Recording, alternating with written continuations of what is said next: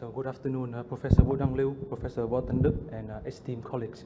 My name is Nguyễn Đức Sơn, and on behalf of our research team in Việt Đức Hospital, I am honored to present our research entitled Outcomes of Uterine Artery Embolization Prior to Pregnancy Termination in Cesarean Scar Pregnancy. So, what is cesarean scar pregnancy? CSP for short is defined as the implantation of the gestational sac at a previous cesarean incision. If not diagnosed early and managed promptly, CSP can lead to life-threatening hemorrhage, uterine rupture, requiring hysterectomy, and serious consequences for both the patient's life and future fertility. So nowadays there is a new management of this disease, and that is uterine artery embolization. So our research has two objectives. First is to describe the blood supply patterns of DSA and clinical outcomes of patients with CSP. And second is to evaluate whether residual myometrial thickness can be a prognostic factor for the need of uterine tamponade. We conducted a cross-sectional study consisted of 52 women diagnosed with CSP and treated with uterine artery embolization in Việt Đức Hospital, and later on received suction curettage in National Hospital of Obstetrics and Gynecology. And we analyzed pre and post embolization DSA findings, the rate of suction curettage success, intrauterine balloon tamponade, and hospital stay length. So first, let's go through some definition. So this is the blood supply pattern of CSP on DSA. According to Fengao and colleagues, the blood supply pattern is categorized into three grades. The grade 1 is the minimal blood flow type with only shallow gestational sac staining.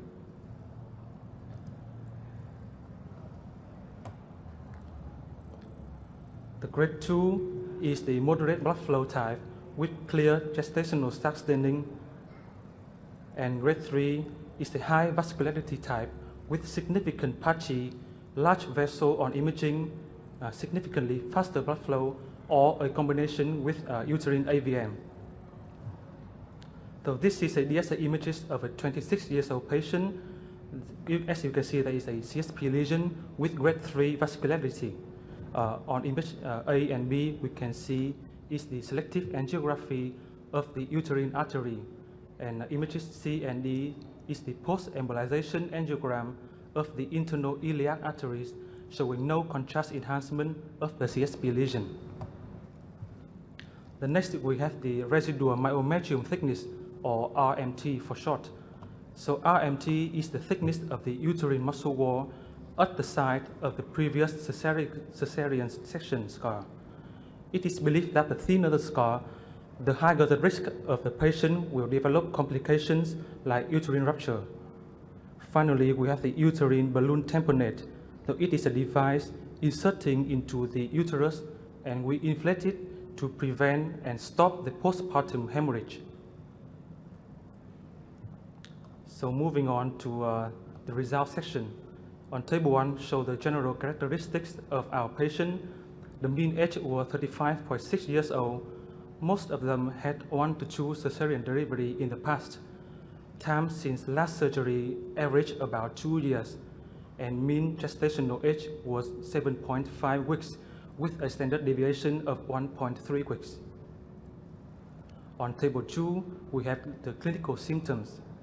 Most of them were either asymptomatic, about 53.9%, or experienced painless vaginal bleeding, about 1/3 of the patients. Only 1/10 of them had abdominal pain with or without vaginal bleeding. So in the previous study by Rotas and chẩn, most of the patients either had vaginal bleeding or were asymptomatic. This shows that CSP has no specific clinical manifestation and leads to difficulty in diagnosis early. Next table illustrates a comparative analysis between 3 grades of blood supply patterns. Luckily, there was no major complication in all 52 patients. Gestational age and RMT did not significantly differ between groups. However, significant differences emerged into two critical areas. As you can see, 90% of grade 3 patients require uterine tamponade. This is substantially higher compared to 26.1% in grade 1 and 31.6% in grade 2. The p-value here is 0.002, indicating a highly significant differences.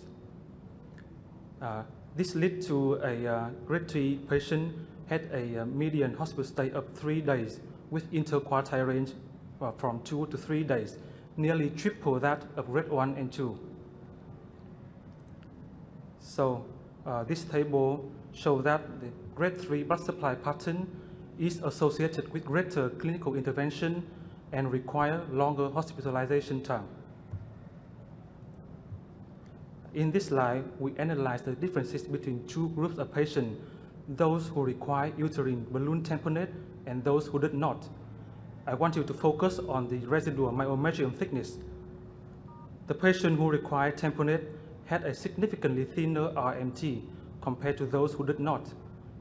The difference were statistically significant with a p-value of 0.047.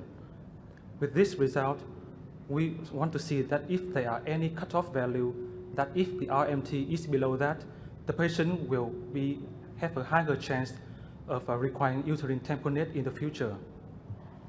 So we perform a ROC curve analysis using RMT value.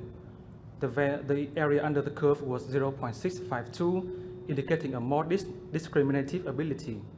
Using ROC analysis, we also identified the optimal cutoff was 2.05 millimeter.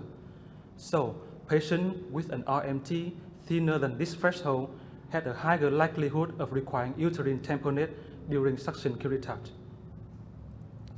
What's interesting is that our study is consistent with previous findings, showing that patients with an RMT equal or less than 2 millimeters are more likely to experience poorer outcomes compared to those with thicker scars.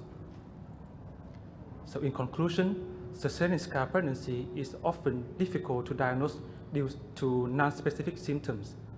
Our study shows that vascularity rating on DSA, especially grade 3, is useful in predicting the need for uterine tamponade.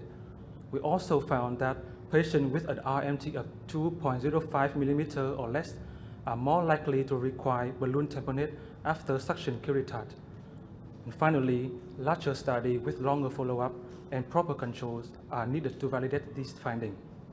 This is my references, and thank you for your attention. I'll be happy to take any questions.